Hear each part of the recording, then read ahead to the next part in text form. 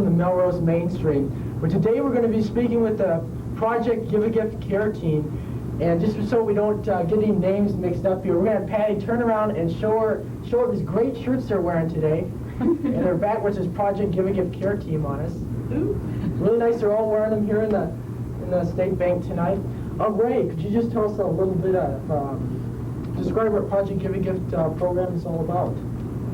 Well, Project Give a Gift is very proud. This is our 10th year, and it started when I had a lot of health problems, and this little gal helped me start making dolls for poor children and misfortunate families.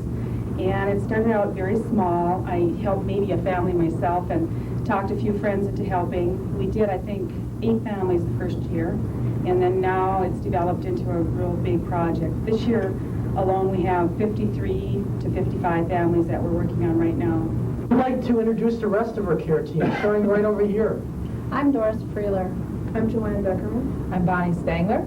I'm Karen Nelson. Hi, Mammy Sue. I'm Patty Rothford.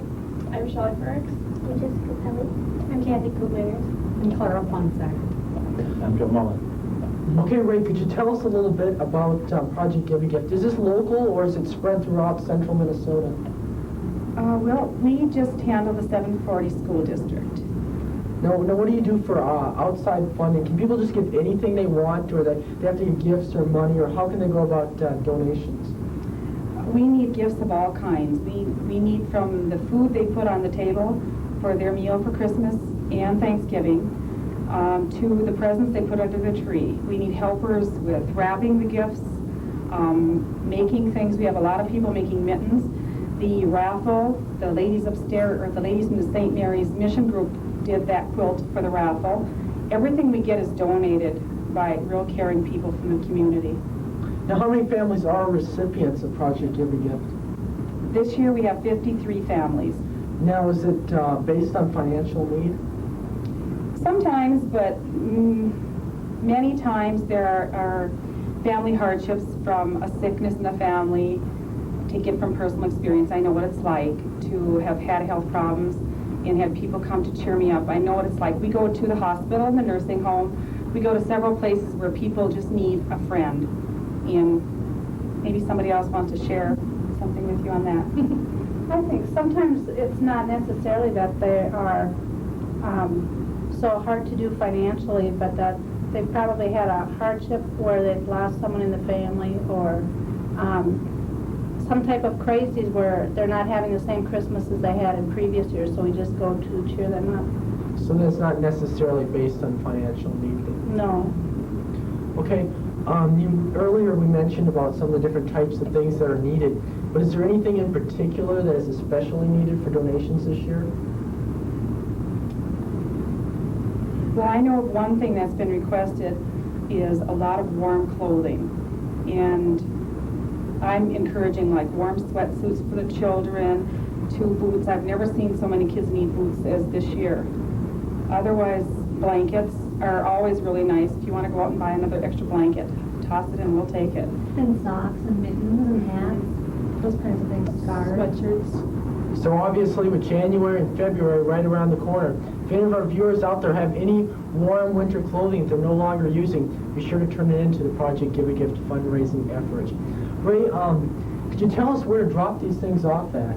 If people have donations, where are some of the businesses around town that people can go about dropping their things off now? Well, the most renowned drop-off is the Melrose Bank. Not my house anymore. And we also have a food drop-off at Ernie's Jubilee Foods and David's Grocery. And if anybody else is interested in, having a drop-off, let me know, please.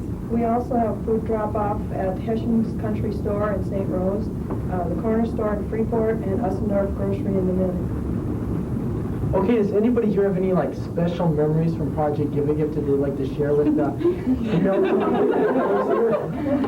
Here's just a few of them.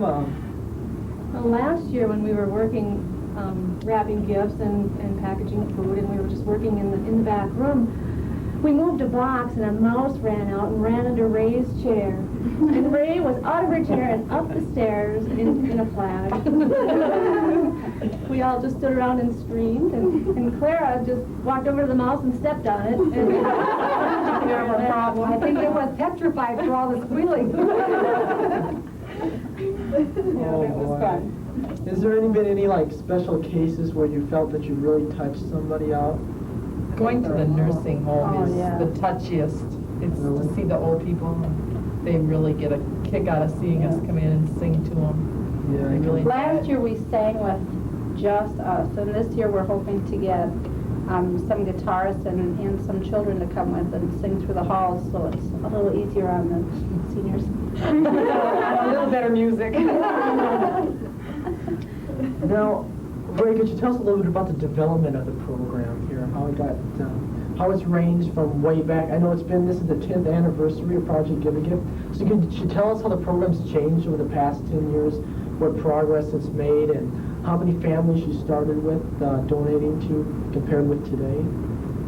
Well, 10 years ago, I started with approximately 6 to 8 families, and the families have changed numerously. I've seen lots of families improve and have setbacks. I've seen a lot of bad things happening to families, a lot of hardships. Basically, the economy is really rough on people right now, and we all have a hard time, and we're all scraping. So there's no crime in needing a little help. So I just encourage anybody who does need the help, please let us help you.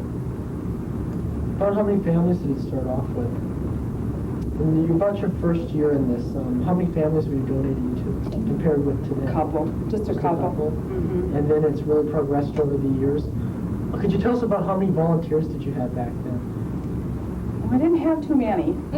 I bribed a lot of people afterwards, probably maybe 3 or 4 in the beginning, and it just got too hard. And then after I started mentioning, and calling and begging people to take these children and these people to help them, more people got involved and more people wanted to help. And now I have probably double, triple the helpers that are right here. And many of you out there, whoever donates to this is a helper. And I hope you always know that I thank you and will never forget your help. Was there any particular year that this thing really progressed, or was it just really gradual, year by year, just growing a little bit more? Last year was a tough year. This year's not quite as bad. Last year there were 61 families, and boy, we had a real tough time. We got everyone that would accept the help. There are some people out there that just won't take it no matter what. But we had last year was a real difficult year for a lot of people. This year I see there's rough times for people, but this year it's not as bad. How did you go about getting these other people involved in it now? How did how the volunteers, find out about the program, and how did they end up getting involved in it? What processes did you go about? Well, I know for myself, I started doing this about three years ago. At least. And what I was doing was I heard about it from on Mel TV, and called Ray, and So you can learn something by watching this program. So now after watching this tonight, maybe a few other people want to call up Ray and volunteer here to go out and donate some of these gifts to people here. but what I was looking for was something for a troop of Girl Scouts to do, and I had heard that they could, come and rap or do something just to earn a badge. So I called her up, and she invited me to come and bring the Girl Scouts, and we loaded food boxes or something, and then she asked me if I wanted to help, and that's how I got hooked. How many workers do you have right now? I honestly couldn't tell you.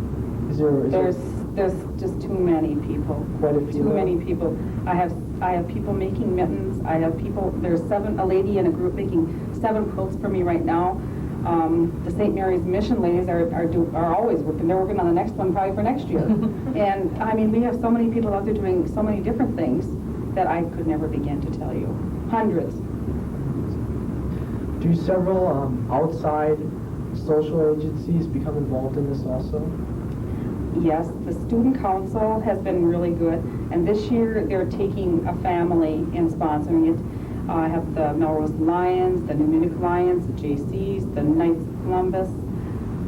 I couldn't even begin to tell you how many there are. I have such a list. I keep making sure every time I get this check or this donation, I write it on a tablet, and the pages are full of donations. So if I missed your name, I'm really sorry. Okay, we'd like to ask now a few people maybe in here, just at random, how they became involved in Project Give a Gift. How about you right here? How did you become involved in Project Give a Gift? Well, I kind of knew Ray, and she was getting bogged down with it, so I volunteered my time and helped her out there. Then she signed in blood. No, they're never And if gonna Ray make that. can't do it, I have to do it. Right. She's the only one that can read my writing. That's true. What about you over here? I just started this year. This is my second meeting. I had always known about Project Give a Gift, and I'd given for people on Project Give a Gift, and I guess I found out from Patty and talked to her and decided this year I had time, and I would help. Well, this question can go out to anybody. What is your greatest satisfaction that you might get out of doing this? Giving somebody a good Christmas. Watching the kids. Seeing their eyes. Smile. And jumping up and down and saying, "Yippee, Santa's here." You pull in the yard and there's 14 windows and there's a kid in every window. It's great. Okay. Hey Ray, the only thing we got left to uncover in this segment is, when do you deliver here? We're delivering this year on December 14th, and we don't know the time. There are a lot of stops, so it might be very early. And we will add there that Mill TV3 plans to go along with Ray and her workers to tape some of the footage of them going out and getting ready to be on their way during Project Give a Gift. And we'll have a follow-up report for you in the next edition of Melrose Mainstream. So you want to be sure to check the listings for the next edition to see the follow-up report on Project Give a Gift. That's the greatest part is loading up from the bank here into the motorhome. And we can always use extra hands carrying loads Yes. up. It's Any so muscle men easy. around. So like I said, if there's any guys watching tonight and you want to become involved in Project Give a Gift, be sure to give Ray Kuzma a call at 256. 7300 or 4462. So you heard it, and hopefully there are some guys out there who will be giving you a call very soon if they want to. Lots of guys. You don't Just kidding, just kidding. Okay. Just to wrap things up again, if anybody has anything they'd like to donate to Project Give a Gift, food, clothing, like Ray said earlier, warm clothing is very much needed for the upcoming winter months here in Melrose, or some money, you can drop it off at the Melrose State Bank, Jubilee Foods, or Dave's Groceries.